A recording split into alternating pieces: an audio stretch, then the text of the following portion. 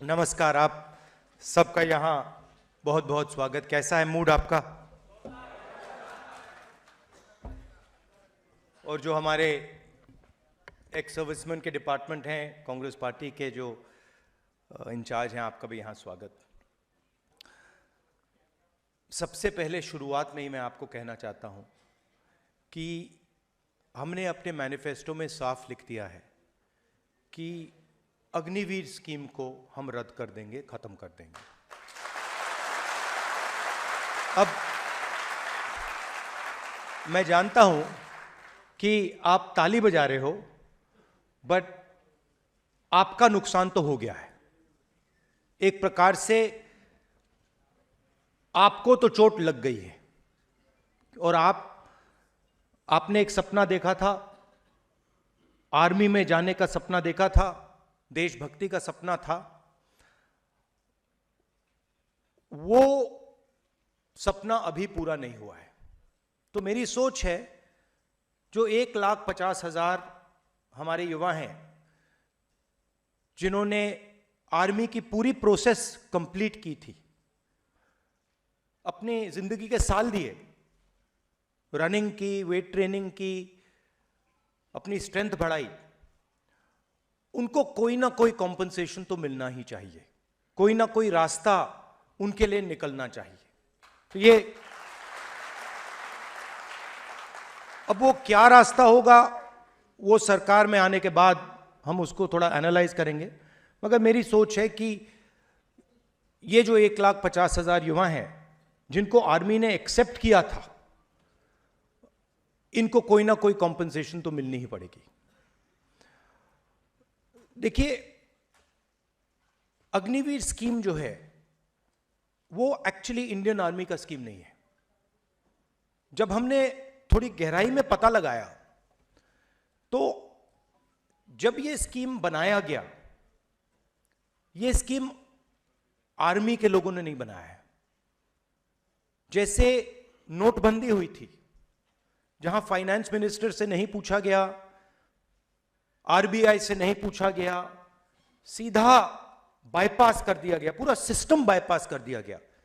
वैसे ही अग्निवीर स्कीम को बनाने में पूरा सिस्टम बाईपास कर दिया गया।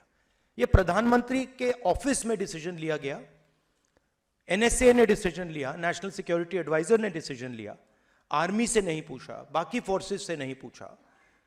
तो एक गलती तो स्कीम है कि स्कीम ही गलत है, मगर दूसरी गलती यह भी है कि आपने ये स्कीम लागू किया, मगर जिन लोगों के लिए आप स्कीम बना रहे हो, ना आपने उनसे पूछा, ना आपने सेना से पूछा, ना आपने हिंदुस्तान के डिफेंस एस्टेब्लिशमेंट से पूछा। मतलब आपने पूरा का पूरा कॉन्स्टिट्यूशन, पूरा का पूरा सिस्टम बाईपास कर दिया।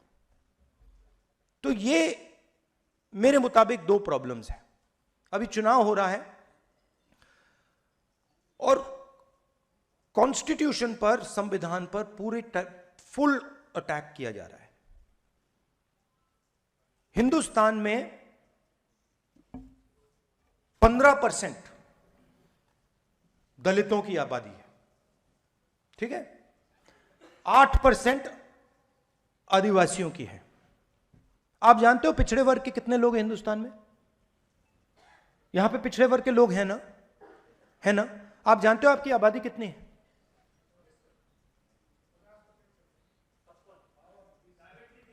देखो, किसी को नहीं मालूम। 50, 55, 52, 73, 85, 76, 64, मतलब जो भी नंबर निकालने निकाल लो। बट ये बहुत बड़ी प्रॉब्लम है, क्योंकि दलितों को मालूम है, आदिवासियों को मालूम है, मगर जो हिंदुस्तान का सबसे बड़ा वर्ग है, जो इस देश को बनाता है, चलाता है, उसको यही नहीं मालूम उसकी आबादी कितनी है। अब आप कहोगे तो क्या हुआ?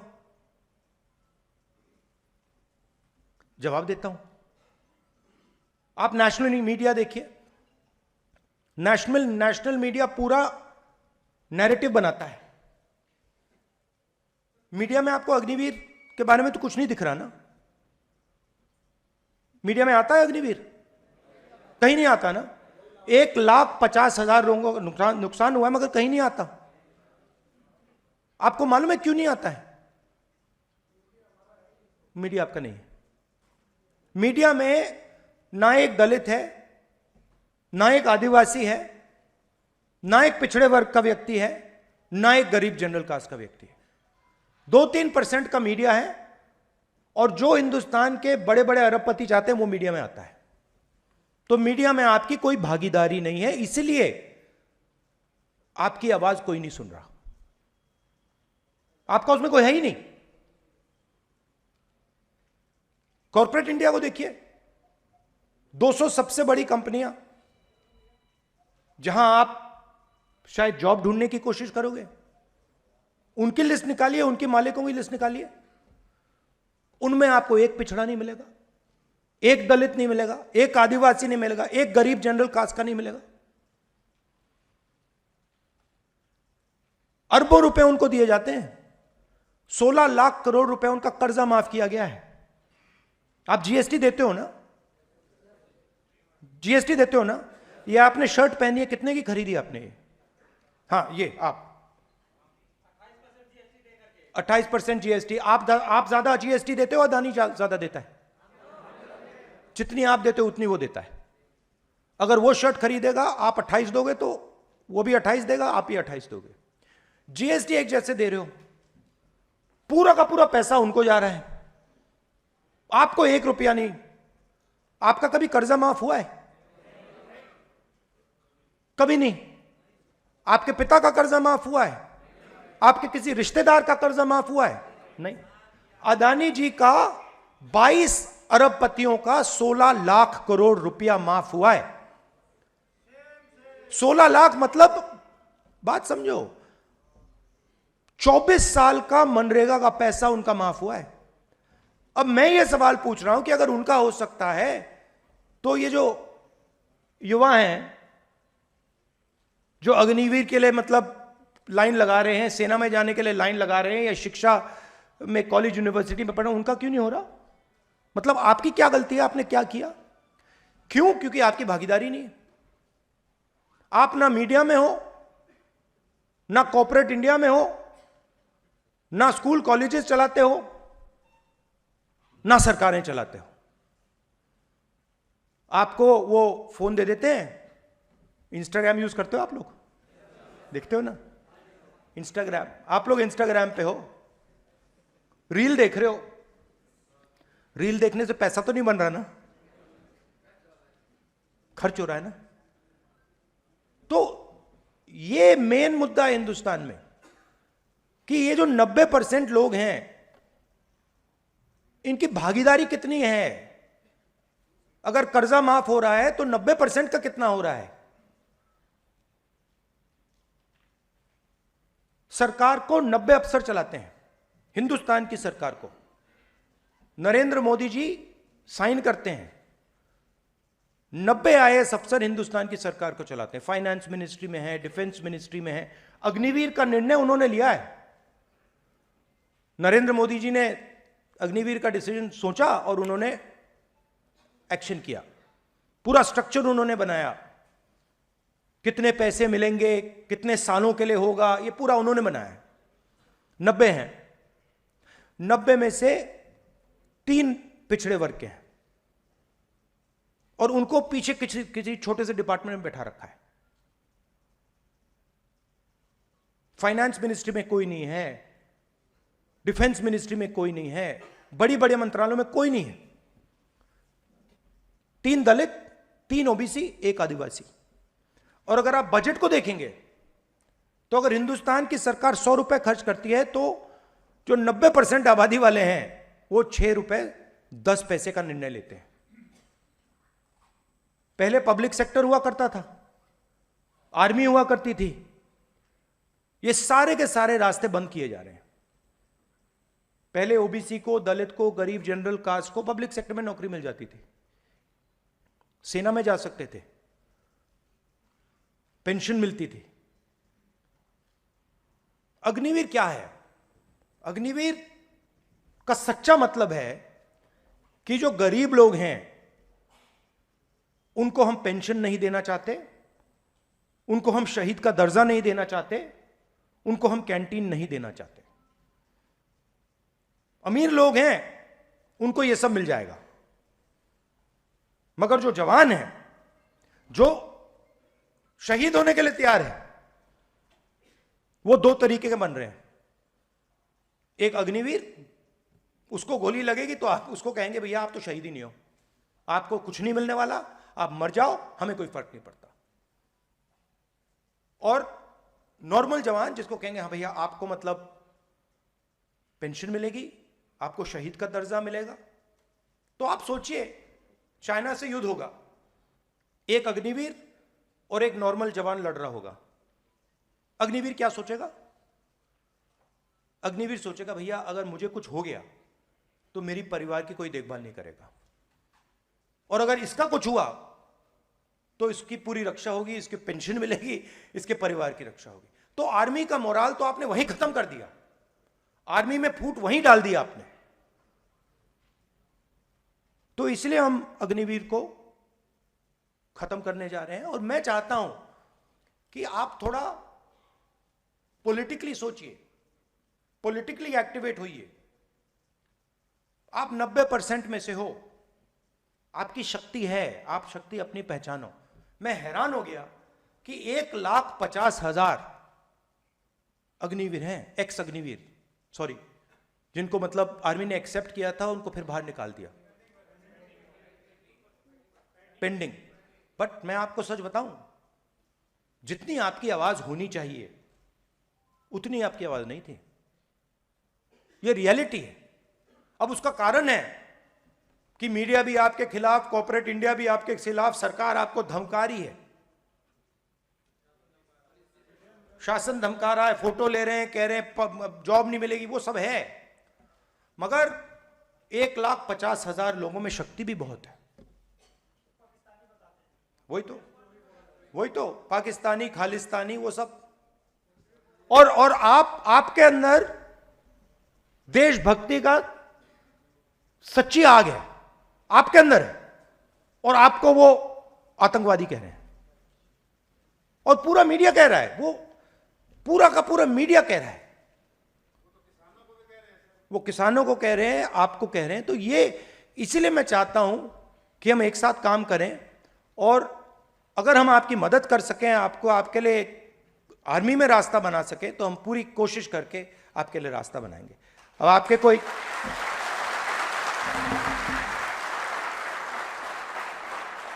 अब आपके सवाल होंगे, आप पूछिए, मैं खुशी से जवाब दूंगा।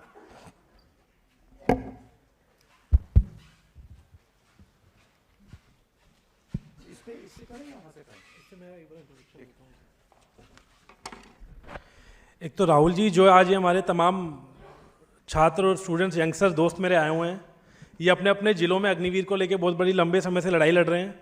कुछ ऐसे भी छात्र मुझे आज भी मिले और गाँव में भी मिले कि जिनके ऊपर बहुत गंभीर मुकदमे भी दर्ज कर दिए सरकार ने, जब इन्होंने इसको लेकर प्रोटेस्ट करना शुरू करा।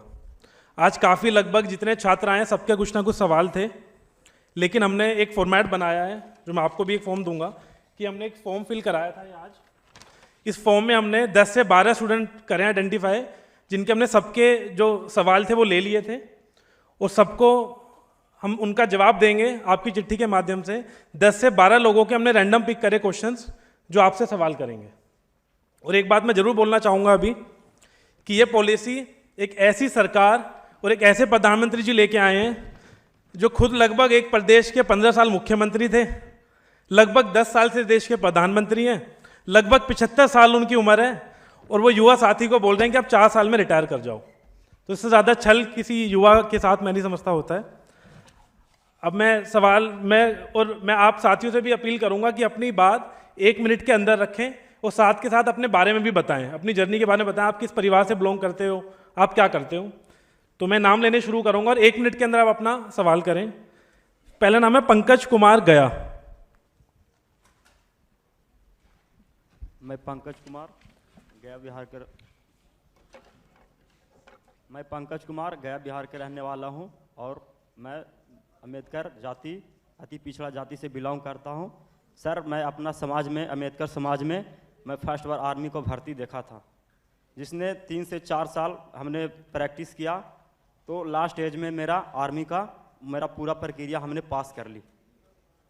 तो सर पूरा प्रक्रिया हमने पास कर ली, तो सरकार ने मेरी भर्ती को पूरा रद्द कर दी, मेरी भर्ती को पूरा रद्द कर दी।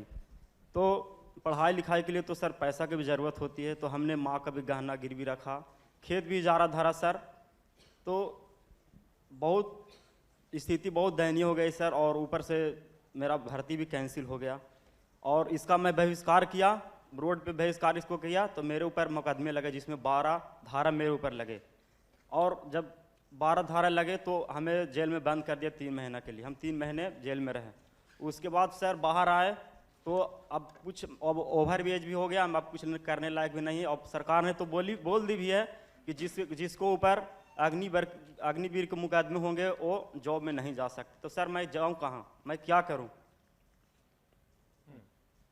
और सर मेरे पास पैसा भी नहीं था दिल्ली आने के लिए। मेरे घर में 3 केजी चना था, वो चना बेच के आया जिसमें 90 रुपया मेरे पास था। करूं तो क्या करें सर? तो मैं आपको, हमारे मैनिफेस्टो में हम एक नई योजना लाए हैं। जी सर। शायद वो आप जैसे युवाओं के लिए ही डिजाइन्ड है। उसको हम कहते हैं पहली नौकरी पक्की। मनरेगा में रोजगार का अधिकार मिलता है, मजदूरी का अधिकार, मजदूरी करने के लिए सरकार अधिकार देती है। अब हम पहली नौकरी का अधिकार हिंदुस्तान के युवाओं को देने जा रहे हैं। तो कैसे होगा? हिंदुस्तान में ग्रेजुएट्स, कॉलेज यूनिवर्सिटी वाले, डिप्लोमा होल्डर्स को यह अधिकार मिलेगा।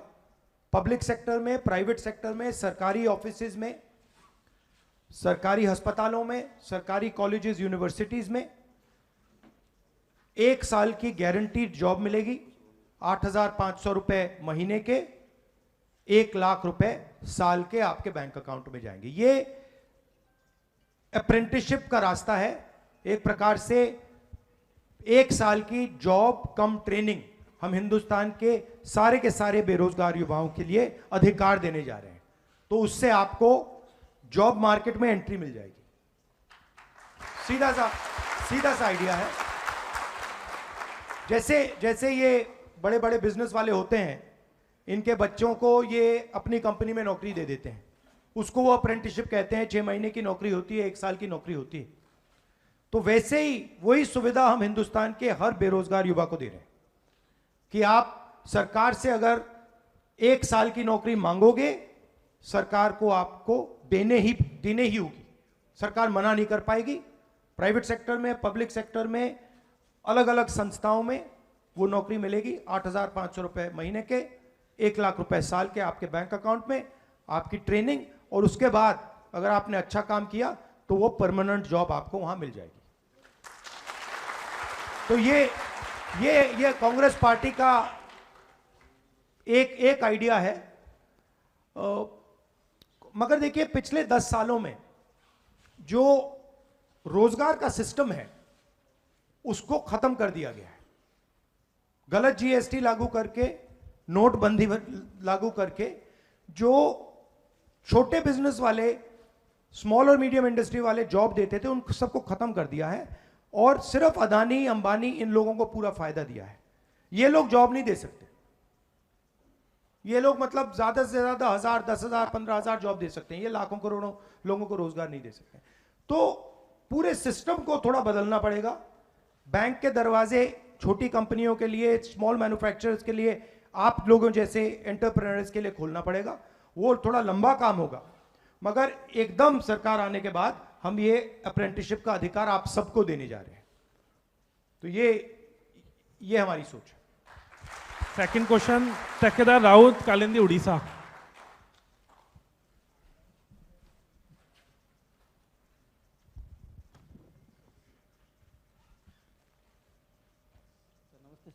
नमस्कार। थोड़ा जोर से बोलो भैया। यहां आ जाओ, ऐसे करो, यहां आ जाओ, यहां आ जाओ, यहां आ जाओ, यहां आ जाओ।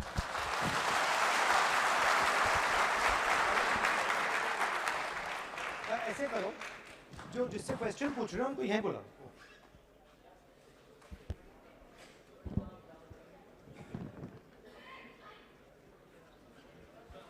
नमस्कार ब्रदर, कैसे हो? क्या नाम? क्या नाम?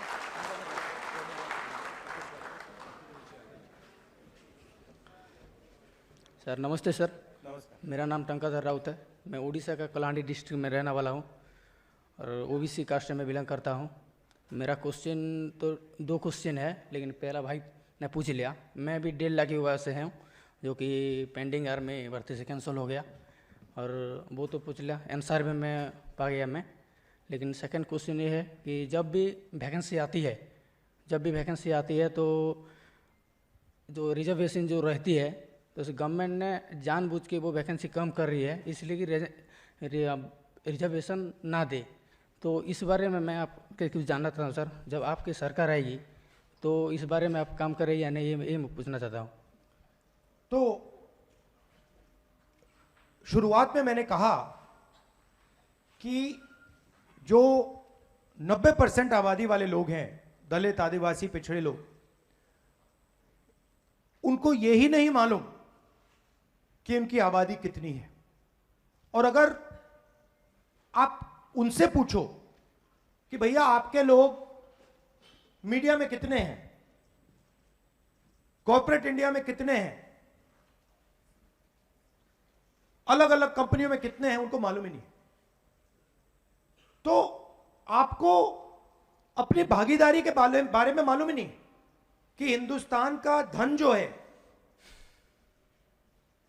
उसका कितना भाग आपके हाथ में, आपको मालूम नहीं। अगर मैं आपसे पूछूं कि ओबीसी वर्ग के पास हिंदुस्तान का कितना धन है, आप बता सकते हो? नहीं सर, नहीं बता सकते सर। ये मैं आपने बोल दिया कि भैया तकरीबन 50% आबादी है, मगर भागीदारी कितनी है कोई नहीं बता सकता। तो हम जाति जनगणना करने जा रहे हैं। जाति जनगणना मतलब इनको पता लग जाएगा कि ओबीसी वर्ग के प्रेस में इतने लोग हैं, कॉर्पोरेट इंडिया में इतने लोग हैं, जुडिशरी में इतने हैं, आर्मी में इतने हैं, हमारी भागीदारी कितनी है वो भी पता लग जाएगा, और हमारे लोग कहां बैठे हैं, कितने बैठे, वो भी पता लग जाएगा। मतलब दूध का दूध, पानी का पानी हो जाएगा। आजकल क्या हो रहा है, आजकल आपको आपका बेवकूफ बनाया जा रहा है। आपको बड़ी बड़ी लंबी बातें बोली जाती हैं, मगर जो मेन इशू है, हिंदुस्तान का धन कितना है, कहां है, किसके हाथ में है, यह मेन सवाल है। जब आप अग्निवीर की बात कर रहे हो, आप यही तो कह रहे हो ना, जितना हमें धन पहले मिलना चाहिए था वो उतना नहीं मिल रहा। वही तो कह रहे हो ना, वही कह रहे हो कि भाई पेंशन नहीं मिल रही, कैंटीन नहीं मिल रही, शहीद का दर्जा नहीं मिल रही। आप अंत में बात पैसे की होती है। जब आप रिजर्वेशन की बात कर रहे हो, आप पैसे की बात कर रहे हो। भैया देखो, उसको नौकरी मिल गई, हमें नौकरी नहीं मिली, उसे पैसा मिल रहा, हमें पैसा नहीं मिल रहा। तो जाति जनगणना से पूरे देश को पता लग जाएगा कि हिंदुस्तान का धन कहां है, किसके हाथ में है, पिछड़ों के हाथ में कितना, दलितों के हाथ में कितना, गरीब जनरल कास्ट के हाथ में कितना, महिलाओं के हाथ में कितना, पूरा साफ हो जाएगा सबके सामने। उसके बाद न्यू पॉलिटिक्स शुरू होगी। उसके बाद ये स्टेज पे ऐसे कभी नहीं खड़े होंगे। अभी ये कह रहे हैं भैया मुझे नहीं मालूम, कब कहेंगे भैया मेरे 50% लोग हैं, मेरे 2% धन है, मुझे 50% धन चाहिए। सीधी सी बात होगी। तो ये हमारी सोच है। जाति जनगणना पहला कदम है, और ये सिर्फ जाति जनगणना नहीं होगा, ये इकोनॉमिक सर्वे होगा। मतलब हिंदुस्तान में धन जो है वो किसके हाथ में है, और हर संस्था का सर्वे होगा। देखिए मैं आपको सीधा बता देता हूं, 90 अफसर हैं दिल्ली सरकार को चलाते हैं। 6 रुपए 10 पैसे 100 रुपए में से ओबीसी, दलित, आदिवासी निर्णय ले रहे हैं। क्यों? इनको कोने में कैसे बैठा रखा है? बताइए कैसे? इनमें कोई कमी तो नहीं है ना? आप में कोई कमी तो नहीं है ना? कोई कमी नहीं है। तो अगर कमी नहीं है तो ये आगे क्यों नहीं बढ़ रहे? हाँ, ताकत पता नहीं है। और एक और, ACR, एनुअल कॉन्फिडेंशियल रिपोर्ट, जिससे इनकी हत्या होती है। ACR जानते हो क्या होता है? ये देखो कैसे पॉलिटिकल लोग हो आप। बाबरिया जी, ACR क्या होता है? कॉन्फिडेंशियल रिपोर्ट होता है। जैसे मैं राहुल जी के साथ काम करता हूँ, 1 साल के बाद राहुल जी देखते हैं कि बाबरिया जी क्या काम कर रहे हैं, मगर वो उसमें कोई बड़ी एक ऑब्जेक्टिव की वजह कोई लाइकिंग डिसलाइकिंग से मेरे ख़त्म कर दिया कि तो बराबर नहीं है, तो ये जो उसका ACR होता है मेरा ख़त्म हो गया, तो मेरा आगे बढ़ने का रास्ता बंद हो जाता है। तो जहाँ तक आपकी सिस्टम का सवाल है, ऑफिसर्स होते हैं, अन्य अपर कास्ट से होते हैं, क्या होते हैं, तो वो लोग आपका रिपोर्ट ख़त्म कर देते हैं, तो आपको प्रमोशंस भी नहीं मिलता है और आपको सही जगह भी नहीं मिलती है। तो ऊपर जो अफसर बैठा होता है, सिंपल सी बात है भाई, ऊपर जो अफसर बैठा होता है उसको ACR का हक मिलता है। ACR मतलब एनुअल कॉन्फिडेंशियल रिपोर्ट। तो जो भी मुझे अच्छा नहीं लगता उसको मैं खत्म कर देता हूं। मैं सीनियर अफसर बैठा हूं, मुझे दलित अच्छे नहीं लगते, खराब ACR दे दी। मुझे OBC अच्छे नहीं लगते, खराब रिपोर्ट दे दी। यही सिस्टम है। तो साउथ अफ्रीका में जो अपार्थाइड का सिस्टम था, सुना आपने? वही चल रहा है हिंदुस्तान में। 10% लोग, 5% लोग ने पूरा सिस्टम पकड़ रखा है, कैप्चर कर रखा है। और वो जो चोट लगी है आपको अग्निवीर की, वो उन्होंने मारी है। आप अग्निवीर आया क्यों? आपको चोट लगी, मुझे बताओ अग्निवीर आया क्यों? हाँ ठीक है, डिफेंस बजट कम नहीं हुआ, सही है, आधा पकड़ा आपने। डिफेंस बजट कम नहीं हुआ, डिफेंस बजट उतना ही चल रहा है। नहीं, अदानी को हथियार देने थे, सीधी सी बात है। डिफेंस बजट है इतना, भैया हमें सेना को देना है, इतना पेंशन को देना है, इतना ट्रेनिंग में देना है, इतना हथियारों के लिए देना है। अदानी को हमने डिफेंस इंडस्ट्री पकड़ानी है, हथियार उसके होंगे, पैसा हमें वहां ज्यादा डालना है, सारे के सारे इजराइल के हथियार अदानी बनाएगा। इसीलिए अगर हम अदानी के लिए पैसा बना रहे हैं तो फिर जवानों के हाथ से लो, अग्निवीर लागू करो। ये हो रहा है। तो सिस्टम को समझना है। पहले राइफल ऑर्डिनेंस फैक्ट्री बनाती थी, पहले एम्यूनिशन ऑर्डिनेंस फैक्ट्री बनाती थी, ड्रोन HAL बनाता था, एयरक्राफ्ट HAL बनाता था। राफेल डील में अदानी अनिल अंबानी को दे दिया। अनिल अंबानी ने कभी जहाज नहीं बनाया जिंदगी में, उसको उठा के दे दिया। सारी की सारी राइफल अदानी बना रहा है, सारी के सारे शेल्स कारतूस अदानी बना रहा है, ड्रोन्स अदानी बना रहा है।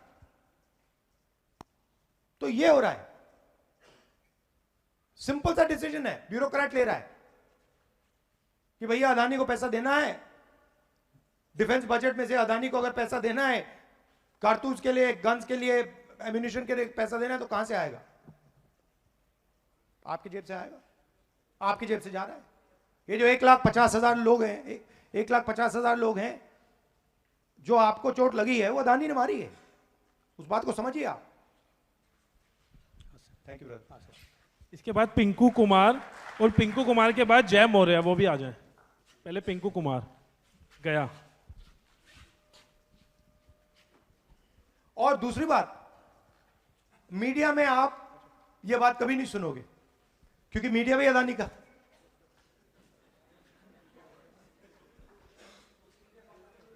वेस्ट इंडिया कंपनी है, पहले ईस्ट इंडिया थी, अब वेस्ट इंडिया हो गई है। नमस्कार जी, बिहार के हो आप?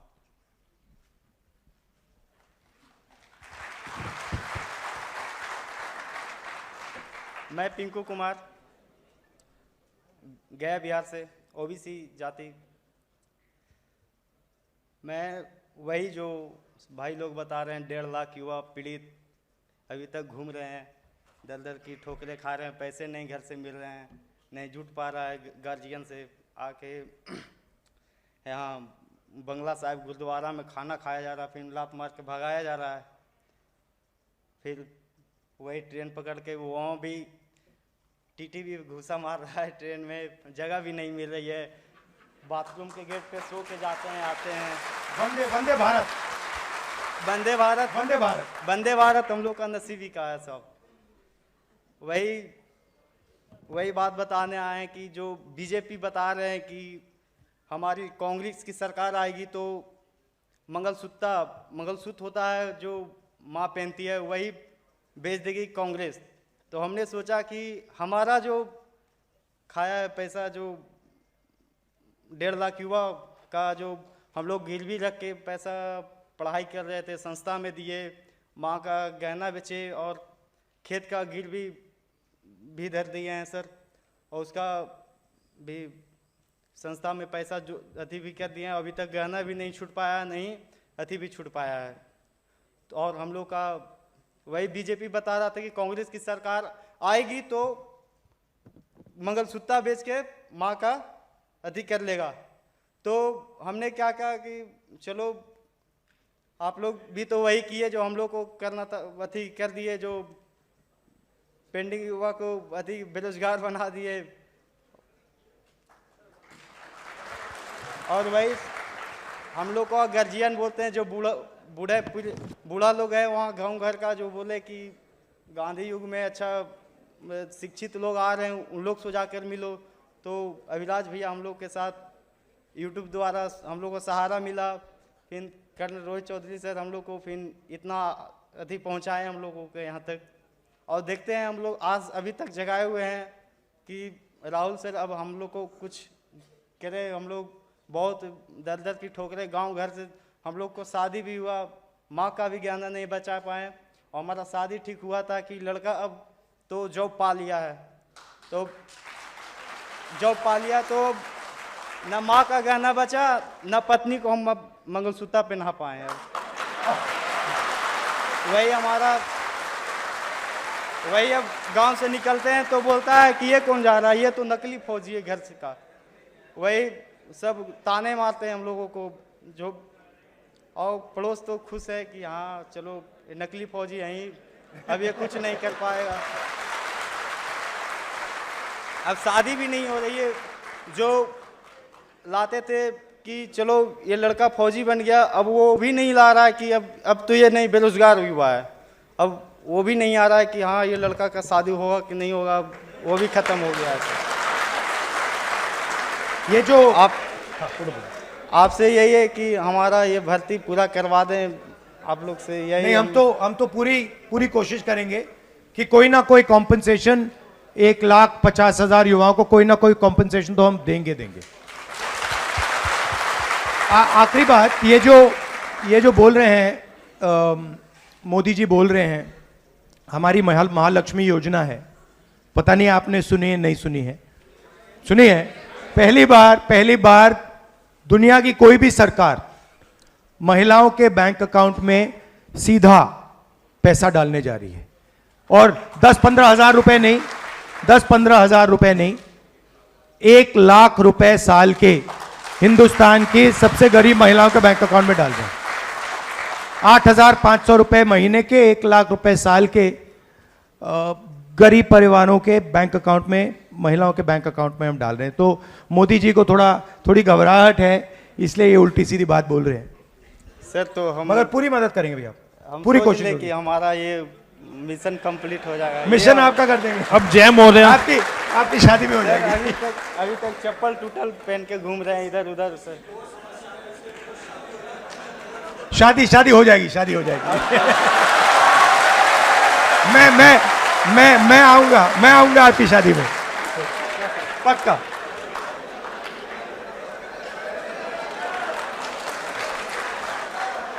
नमस्कार, आपका नाम? मेरा नाम जय मौर्य है और मैं काशी हिंदू विश्वविद्यालय का मैं छात्र रहा हूँ। तो जो विश्वविद्यालय में एक राजनीति का जो माहौल रहा है, तो उस पर मेरा प्रश्न है कि हमारे देश की जो आबादी है, लगभग 50% जो आबादी है वो 30 साल से कम युवाओं की है। और जो राजनीति की जो युवाओं की राजनीति में जो पहली सीढ़ी है, कहीं ना कहीं विश्वविद्यालय को माना जाता है। परंतु ये देखा गया है कि पिछले कुछ सालों से विश्वविद्यालयों में छात्र के चुनाव को बंद कर दिया गया है। तो किस तरीके से युवाओं की राजनीति में भागीदारी बढ़ेगी, इस पे आपका क्या एक्शन रहेगा और क्या चीज़ें रहेंगी? नहीं, मेरी व्यू है कि विश्वविद्यालय में इलेक्शंस होने चाहिए, राजनीति होनी चाहिए। और मेरी थिंकिंग है कि ये जो विश्वविद्यालय में इन्होंने राजनीति बंद की है, ये इसीलिए की है कि 90% जो हमारे पिछड़े वर्ग के लोग हैं, दलित हैं, आदिवासी हैं, गरीब जनरल कास्ट के लोग हैं, ये राजनीति में मतलब एग्रेसिवली ना आ पाए। तो ये तो हम इसको ख़त्म कर देंगे। और एक दूसरा क्वेश्चन था कि जो सक्रिय राजनीति है उसमें जो जातिगत आधार माना जाता है कि जिसकी जितनी हिस्सेदारी हो उसको उतनी भागीदारी, तो राजनीति में इसको कैसे शुरू किया जाएगा कि जिसकी जितनी हिस्सेदारी हो उसको राजनीति में उतनी जगह दी जाए? इसमें देखिए एंड में क्या होता है, एंड में जो जिसकी पकड़ होती है, अब अगर वो ओबीसी है उसकी पकड़ नहीं है तो उसका कोई मतलब नहीं है। जिसकी पकड़ होती है उन लोगों को, चाहे वो ओबीसी हो, दलित हो, पिछड़े वर्ग का हो, जनरल कास्ट का हो, जिसकी पकड़ हो, जिसकी ज़मीन से पकड़ हो, उसको प्रमोट करना चाहिए पार्टी में। इस बार अगर आप देखें हमारी टिकट्स में हमने बहुत ज़्यादा, पहले से बहुत ज़्यादा ओबीसी वर्ग के लोग हमने दिए हैं, आदिवासी लोग दिए हैं, दलित तो देते ही हैं। तो हमारी कोशिश है, बट मुझे लगता है कि नई जेनरेशन के लोगों को आना चाहिए, आप लोगों को आना चाहिए, और हम आप लोगों के लिए जगह बनाने के लिए बिल्कुल तैयार हैं। हम रुके हुए हैं कि आप जैसे लोग आएं और हम आपको कांग्रेस पार्टी में प्रमोट करें। Thank you brother. मैं बोलूंगा नमन प्रयागराज और साथ में ऋतु भी इधर आ जाए तो हमारे लिए थोड़ी आसानी होगी। नमन, उसके बाद ऋतु हरियाणा।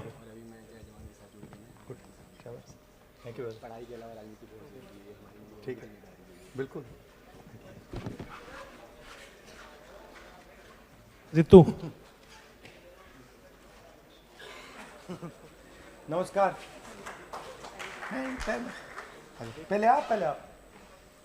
मैं नमन इलाहाबाद का रहने वाला हूं और उत्तर प्रदेश में रहने वाला हूं।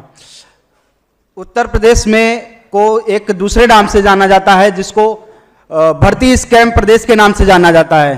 तो सर, मैं आपसे ये सवाल करता हूं कि जो उत्तर प्रदेश का युवा है वह किसी न किसी भर्ती परीक्षा की तैयारी करता है उत्तर प्रदेश में आकर के इलाहाबाद, जिसको रोजगार फैक्ट्री के नाम से जाना जाता है।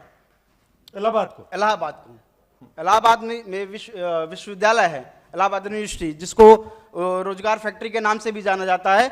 और हर एक युवा उत्तर प्रदेश में एक नौकरी की आस से आता है, परंतु जो भी छात्र युवा वहाँ आकर के नौकरी की तैयारी करता है, उसको किसी न किसी भर्ती के नाम पे छला जाता है। छलावा इस प्रकार होता है कि पहले भर्ती के नाम पे आवेदन निकाले जाते हैं और आवेदन के नाम पे छात्राओं से फीस ले लिया जाता है, और आखिरी में जब चरण आता है परीक्षा देने का, तो परीक्षा देने के बाद छात्रों को बताया जाता है कि पर्चा लीक हो गया। इस तरह से एक छात्रों का एक शोषण किया जाता है। इस तरह क्या आपकी सरकार जब बनेगी तो क्या उत्तर प्रदेश में पर्चा लीक का और भर्तियों में धांधली का जो मामला उजागर होता है उत्तर प्रदेश में सबसे ज़्यादा होता है, तो क्या यह बंद हो पाएगा कि नहीं? हमने मैनिफेस्टो में लिखा है कि हम एक नया कानून लाएंगे। पेपर लीक में हम दो चीज़ें कर रहे हैं। एक नया कानून लाएंगे, सख्त कानून होगा, जो भी ये काम करेगा उसके खिलाफ ज़बरदस्त हम कार्रवाई कराएंगे। और दूसरी बात, ये नया फैशन बना है कि प्राइवेट कंपनियां एग्ज़ाम दे रही हैं, तो हम ये बंद कर देंगे और पब्लिक जो एग्ज़ाम्स हैं ये सिर्फ सरकारी देता है। तो ये दो हमारे आइडियाज़ हैं इस पर। अगर आपके कोई सुझाव हैं हम उनको भी इनकॉर्पोरेट कर सकते हैं। ठीक है, थैंक यू। ऋतु,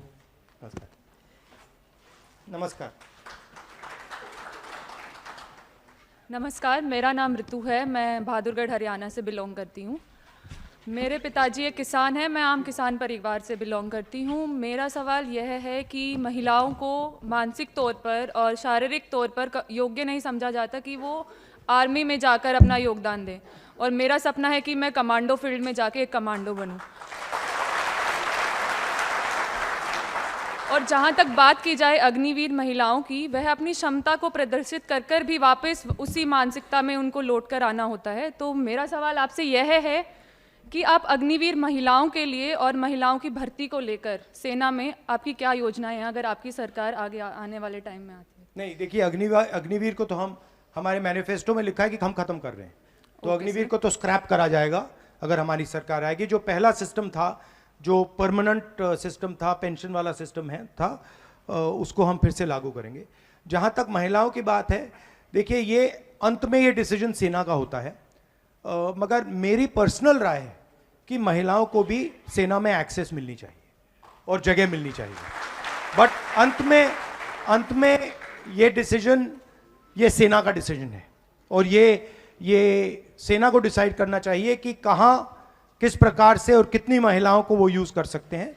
मगर मैं चाहता हूं कि ज्यादा से ज्यादा महिलाओं को सेना में, वायुसेना में, नेवी में जगह सर, लेकिन अगर देखा जाए कमांडो की भर्ती में सिर्फ 3% महिलाएं हैं जो कमांडो के लिए अप्लाई करके आगे बढ़ी हैं। उनके लिए अपॉर्चुनिटी को पहले ही बंद कर दिया जाता है, क्योंकि ये मानसिकता ऑलरेडी है समाज के अंदर कि वो शारीरिक तौर पर सशक्त नहीं है आगे बढ़ने के लिए। तो इस चीज़ को लेकर आपकी क्या राय है? आप आगे क्या करेंगे ताकि महिलाओं के लिए अपॉर्चुनिटी गेट खुल जाए? नहीं, देखिए, आजकल मॉडर्न वेपनरी के साथ शारीरिक मतलब इतना डिफरेंस, इतना असर नहीं पड़ता है। मॉडर्न वेपनरी के साथ जो काम, मतलब अगर आपने राइफल मारी, मैंने राइफल मारी, मतलब मरेगा तो दोनों से मरेगा, ये तो बात नहीं है। तो मैं इस बात को एक्सेप्ट नहीं करता हूं कि महिलाएं ये काम नहीं कर सकती हैं, कमांडो बन सकती हैं, सब कुछ कर सकती हैं। तो हम एवेन्यूज़ बनाएंगे और हम सेना से, पैरामिलिट्री से बात करके कोशिश करेंगे कि ज़्यादा से ज़्यादा महिलाएं आर्मी में और स्पेशल फोर्सेस में जा पाएं। धन्यवाद सर। मैनिफेस्टो में हमने लिखा है, थोड़ी सेंसिटिविटीज़ होती हैं, बट वो आर्मी के नॉलेज में है, तो वो उनका थोड़ा डिसीजन होता है, मगर हम जरूर उनको सजेस्ट करेंगे कि ज्यादा से ज्यादा महिलाओं को जगह दें। ठीक है, थैंक यू। इसके बाद फराज हुसैन और अभिषेक अमीरपुर आ जाएं। पहले फराज और फिर अभिषेक। फराज।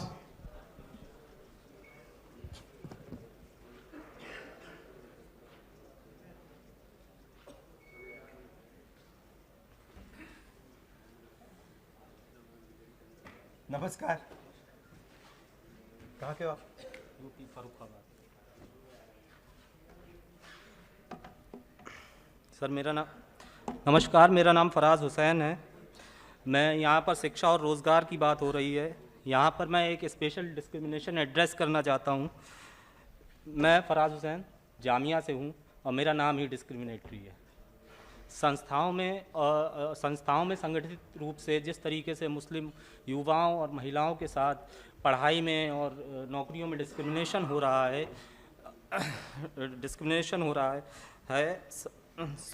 तो मुसलमानों के लिए क्या कांग्रेस का फ्रेमवर्क है? देखिए, हमारा फ्रेमवर्क कॉन्स्टिट्यूशन है, और कॉन्स्टिट्यूशन में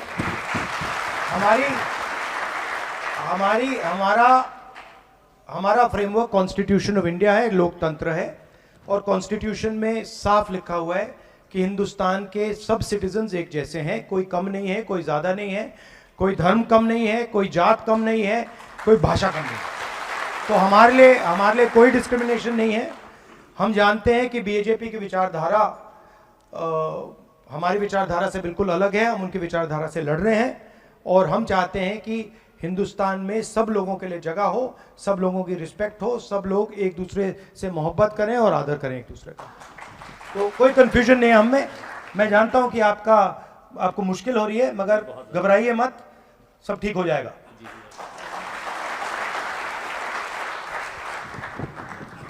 नमस्कार, कहाँ के हो? नमस्कार सर, मेरा नाम अभिषेक है। मैं हमीरपुर हिमाचल प्रदेश का रहने वाला हूँ। सर, मैं हमीरपुर वीरभूमि से रहने वाला हूँ। वीरभूमि सर मैंने इसलिए कहा क्योंकि हमारे यहाँ पे जितने भी युवा हैं, मतलब हर दूसरे के युवा का जो सपना था वो सेना में जाने का था। मैं अपनी बात करूँ सर, तो मेरे जो दादाजी थे वो भी आर्मी से रिटायर हैं, मेरे पिताजी भी वो भी आर्मी से रिटायर थे, और मेरा जो सपना था वो भी आर्मी के जाने का सर। लेकिन जब से ये अग्निवीर भर्ती आई, इसमें मतलब ये इसमें हमारा शोषण किया गया, मतलब सर क्या जाए एक तरफ से तो आप 1,50,000 जी में से हो? सर, जी सर। मतलब सर मैं बोलना चाहता हूँ कि जो हमारे साथ जो युवा थे, मतलब जो हम देखते थे जब हम अग्निवीर से पहले की जो बात थी, तब हर ग्राउंड मतलब सुबह 4-5 बजे युवा जो था साथी था वो 4-5 बजे से मतलब सड़कों पर दौड़ना, शाम को दौड़ना, कॉलेज में मतलब इनफैक्ट कॉलेज में जाना तो क्लासेस बंक करके हम ग्राउंड में जाते सर इसके करने के लिए। लेकिन जब से ये भर्ती आई, मतलब तब से जो अग्निवीर भर्ती आई, इससे युवाओं को जो थोड़ा सा जो था अग्नि भर्ती के लेके जो थोड़ा सा जब दूर होते जा रहे सर युवा इससे करके। और सर जो युवा थे वो अब जो पहले तो फिटनेस के थे आर्मी के लेकर, लेकिन अब वो युवा वही युवा जैसे आपने कहा सर कि वो इंस्टाग्राम पे दिला रहे हैं, और वही युवा जो कुछ साथी थे हमारे वो अब नशों की ओर जा रहे हैं सर। मतलब कि जो युवाओं के प्रथम जो पहले जो था कि वो युवा आर्मी के प्रति जो उनका कर्तव्य था, उनकी जो निष्ठा थी वो सर धीरे धीरे कम होती जा रही है। सर मेरा प्रश्न ये है कि सरकार का कार्य होता है कि एक उज्ज्वल भविष्य का निर्माण करना सरकार की जिम्मेदारी होती है, तो सरकार तो सर अब जो ये एक भर्ती से थी सर, इसको सर जो स्कीम थी इसको मतलब एक परमानेंट जॉब होती थी हमारी युवा किसी की भी साथी के लिए थे, सरकार ने इसको बंद करके से एक ठेके वाली भर्ती लेके के हम कह सकते हैं कि ये भर्ती कर दी। तो इसके बारे में हम सर बताएं कि हम कैसे इसके करें। देखिए, जो कॉन्ट्रैक्ट लेबर होता है ना, अग्निवीर वही है। ठेकेदारी प्रथा है आर्मी में, और हम नहीं चाहते हैं कि आर्मी में ठेकेदारी प्रथा हो, तो हम उसको रद्द कर देंगे, खत्म कर देंगे, अग्निवीर को फिनिश कर देंगे। जी सर, हमारे पिताजी भी कह रहे हैं कि ये खत्म हो रही है, मतलब धीरे धीरे खत्म होगी। एक 6 महीने में कभी सर एक सैनिक बन नहीं सकता है, कम से कम 6 साल 3 साल से बनने के लिए। तो और इसमें एक और बात है, अग्निवीर एक्चुअली आर्मी को वीकन कर रहा है, कमजोर कर रहा है, तो हम इसको बदलेंगे। 100% हमारी सरकार आएगी तो हम इसको बदल देंगे। क्योंकि वही युवा जो 24 वर्ष की आयु में जब मतलब उसको पता है कि 24-25 वर्ष में वो 3-4 साल नौकरी कर रहा है आर्मी की, वो अपना घर बनाएगा, सब कुछ करेगा। अभी जो नई भर्ती रही इसके करके वो युवा जो वो 24 साल की उम्र में घर बैठ जा रहा है, उसमें उसकी शादी भी होगी सर। कोई बच्चों के मतलब पेरेंट्स जो पीछे की होती है कि उनको उम्मीद होती है अपने बच्चों की, हमारे बच्चा घर बनाएगा, सब कुछ करेगा, मतलब तो फिर उससे तो हमारा शोषण ही हो रहा है ना, कि युवाओं का शोषण हो रहा है सर। बिल्कुल बिल्कुल हो रहा है, बिल्कुल सर, तो इसको हम करेक्ट कर देंगे। जी सर, थैंक यू ब्रदर। अब है नंदिनी, उत्तराखंड।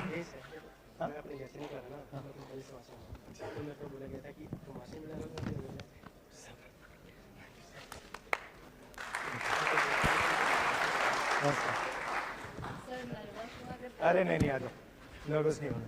नमस्कार, मेरा नाम नंदिनी आर्य है। मैं एससी समाज उत्तराखंड की लड़की हूँ और सर से मेरा यही सवाल है, सर सामाजिक व आर्थिक न्याय के जो रास्ते बंद हुए हैं उनको जारी रखने के लिए आपकी क्या योजना है? सबसे पहले जाति जनगणना, जिससे हम ये पता लगाएंगे कि आबादी किसकी कितनी है, इकोनॉमिक सर्वे और हर संस्था का सर्वे, तो देश को पता लग जाएगा कि देश में धन किसके हाथ में, कितनी आबादी है, किसकी है, किसके पास क्या है। पहला ये कदम। दूसरा कदम महालक्ष्मी योजना, जो मैंने कहा 1 लाख रुपए हर गरीब महिला के बैंक अकाउंट में साल के, 8,500 रुपए महीने के। अप्रेंटिसशिप का अधिकार, बेरोजगार युवाओं को ट्रेनिंग, 1 साल की नौकरी और 1 लाख रुपए साल के बैंक अकाउंट में। किसानों का मिनिमम सपोर्ट प्राइस, कानूनी मिनिमम सपोर्ट प्राइस और कर्जा माफ, और मजदूरों का जो आज 250 रुपए मिलता है वो 400 रुपए मिलेगा। आशा और आंगनवाड़ी की महिलाओं को उनकी आमदनी दुगनी करेंगे।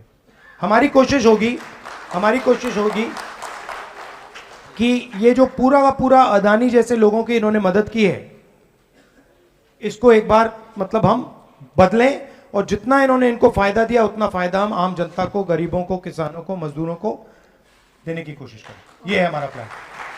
सर जो उत्तराखंड की जो आर्थिक इकोनॉमी थी वो हमारे यहाँ से 90% तो सारे जो है सॉरी अग्निवीर में मतलब सेना के लिए काम करते थे। तो अभी जब से अग्निवीर आया है हमारे जो नौ युवा है वो बहुत डिप्रेस्ड हैं, और कई लोग जो हैं अपनी जान भी ले लेते हैं। तो इसके लिए तो अग्निवीर को तो खत्म करेंगे, पर देखिए मेन बात यह हुई है कि हिंदुस्तान में 22 लोगों को नरेंद्र मोदी जी ने पूरी मदद की है। 22 लोगों के पास उतना ही धन है जितना 70 करोड़ लोगों के पास है। तो ये करेक्शन करना है, धन को ठीक तरीके से बांटना है, किसानों को देना है, मजदूरों को देना है। तो ये हमारी कोशिश रहेगी। ठीक है, धन्यवाद, थैंक यू। अब हमने लगभग सभी क्वेश्चंस ले लिए हैं, लगभग राहुल जी सबके सवाल थे, लेकिन हमने सबके क्वेश्चंस क्लियर कर लिए हैं। वो हम लेटर के माध्यम से आपके जवाब देंगे सबके। नहीं, अभी ठहर जाओ भैया, सबका सवाल तो ले नहीं सकते, बोलो।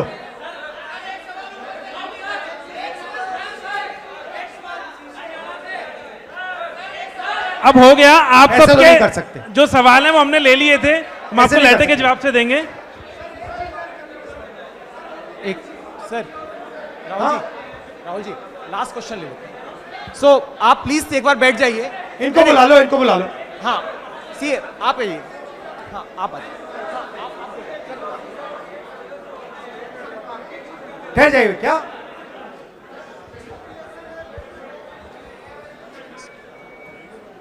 तो राहुल जी हमने ये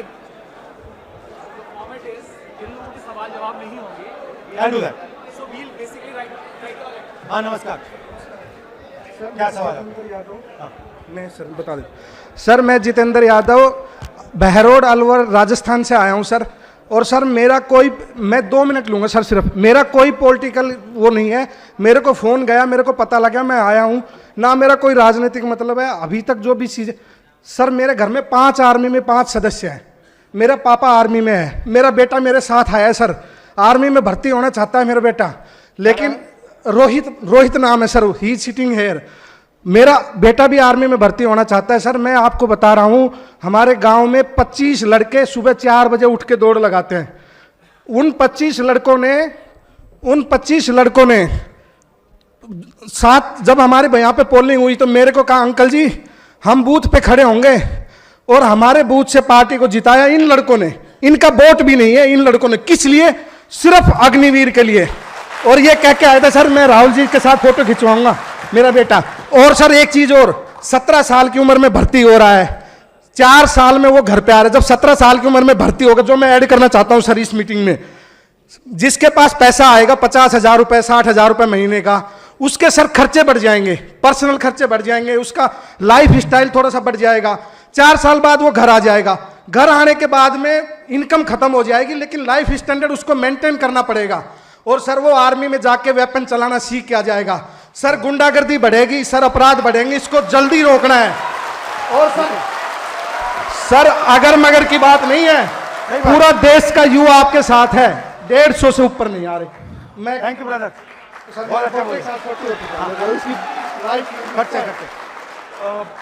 He wants a photograph, so just take him out so that he can get a photograph. Okay. आ जाओ रोहित, चलो आ जाओ, ऊपर आ जाओ। सर मेरे मोबाइल से ले लूं? हाँ ले लो। सर ये क्या बात है? अब मेरा आपसे निवेदन है कि व्यवस्था बनाए रखें, इसके बाद आ जाओ। जी अच्छा ठीक है सर, इसका ड्रीम था। Thank you sir. Love you brother, thank you. हमारे बूथ से तुमने जीता है, अलवर से ललित यादव जीत रहा है। देखिए, नहीं मैं बता रहा हूं, सुनिए, सबके जवाब तो नहीं दे सकते क्योंकि मुझे अगला प्रोग्राम भी करना है, मगर जो आपके सवाल हैं अगर आप लिखित में दे देंगे, हम हर सवाल का आपको जवाब दे देंगे। आप सबका दिल से बहुत बहुत धन्यवाद कि आप आए, और हमारी कोशिश होगी जो 1,50,000 लोग हैं उनकी हम मदद करें, उनके लिए हम रास्ता खोलें। धन्यवाद, जय हिंद।